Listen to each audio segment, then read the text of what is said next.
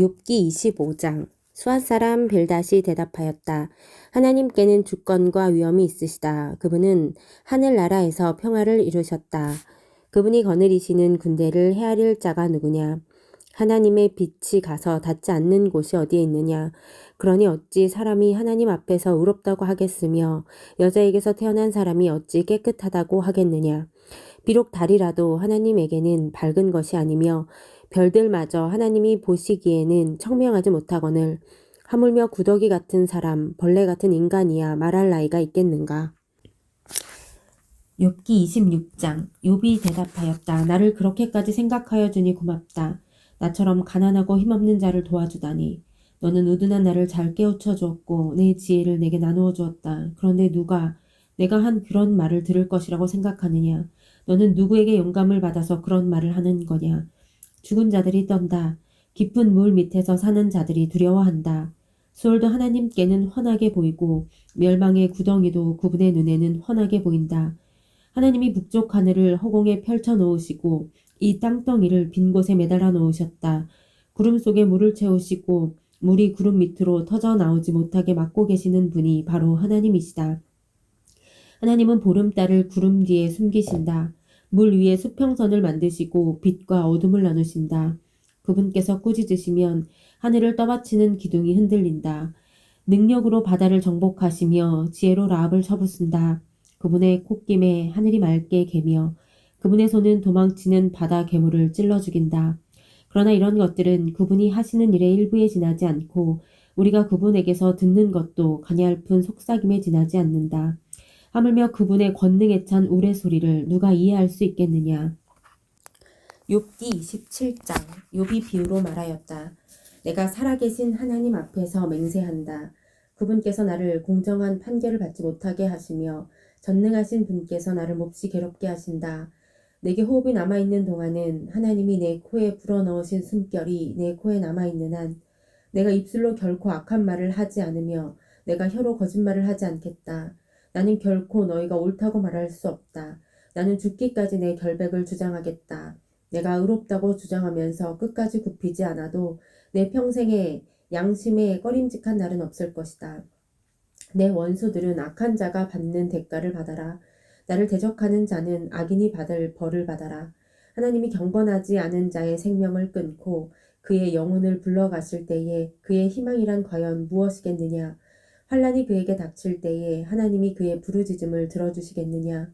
그들은 전능하신 분께서 주시는 기쁨을 사모했어야 했고 그분께 기도했어야 했다. 날더러도 하나님의 응답이 얼마나 큰지 가르치라고 해보아라. 전능하신 분께서 계획하신 말을 설명하라고 해보아라.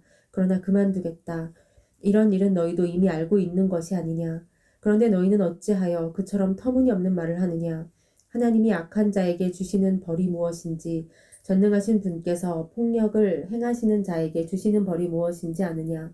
비록 자손이 많다 해도 모두 전쟁에서 죽고 말 것이다. 그 자손에게는 배불리 먹을 것이 없을 것이다. 살아남은 사람은 또 연병으로 죽어 매장되니 살아남은 과부들은 기가 막혀서 울지도 못할 것이다. 돈을 셀 수도 없이 긁어 모으고 옷을 산더미처럼 쌓아놓아도 엉뚱하게도 의로운 사람이 그 옷을 입으며 정직한 사람이 그 돈더미를 차지할 것이다. 악한 자들이 지은 집은 거미집과 같고 밭을 지키는 일꾼의 움막과 같다. 부자가 되어서 잠자리에 들지만 그것으로 마지막이다. 다음 날에 눈을 떠보면 이미 알거지가 되어 있다. 두려움이 홍수처럼 그들에게 들이닥치며 폭풍이 밤중에 그들을 쓸어갈 것이다. 동풍이 불어와서 그들을 그 살던 집에서 쓸어갈 것이다. 도망치려고 안간힘을 써도 동쪽에서 오는 폭풍이 사정없이 불어닥쳐서 그들을 날려버릴 것이다. 도망가는 동안에 폭풍이 불어닥쳐서 무서운 파괴력으로 그들을 공포에 떨게 할 것이다.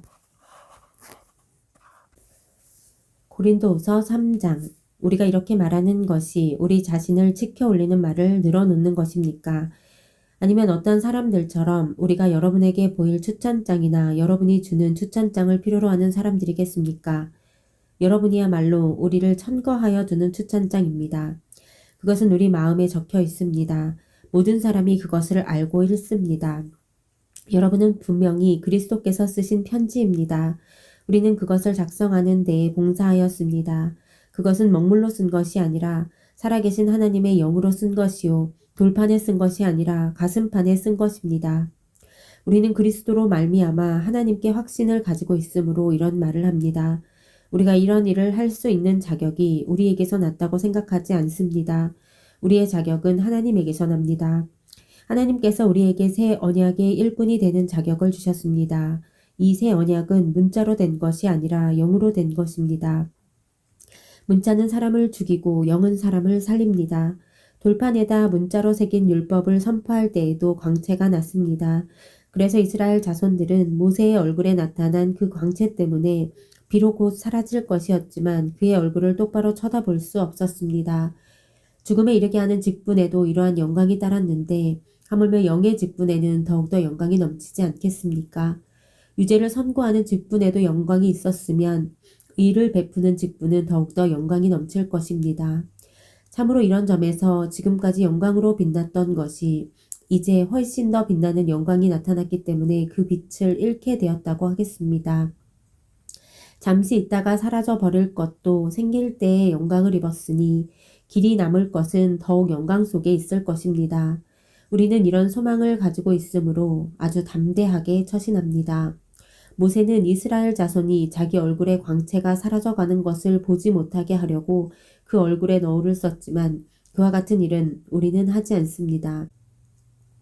그런데 이스라엘 백성의 생각은 완고해졌습니다. 그리하여 오늘날에 이르기까지도 그들은 옛 언약의 책을 읽을 때에 바로 그 너울을 벗지 못하고 있습니다. 그 너울은 그리스도 안에서 제거되기 때문입니다. 오늘날까지도 그들은 모세의 글을 읽을 때에 그 마음에 너울이 덮여 있습니다.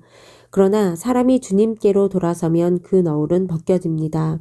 주님은 영이십니다. 주님의 영이 계신 곳에는 자유가 있습니다. 우리는 모두 너울을 벗어버리고 주님의 영광을 바라봅니다. 이렇게 해서 우리는 주님과 같은 모습으로 변화하여 점점 더 큰 영광에 이르게 됩니다. 이것은 영이신 주님께서 하시는 일입니다.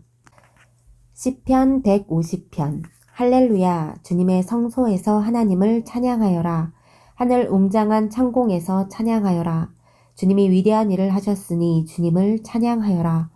주님은 더없이 위대하시니 주님을 찬양하여라. 나팔 소리를 울리면서 주님을 찬양하고 검은고와 수금을 타면서 주님을 찬양하여라. 소구치고 춤추면서 주님을 찬양하고 현금을 뜯고 피리 불면서 주님을 찬양하여라. 오묘한 소리 나는 재금을 치면서 주님을 찬양하고 큰 소리 나는 재금을 치면서 주님을 찬양하여라. 숨쉬는 사람마다 주님을 찬양하여라. 할렐루야.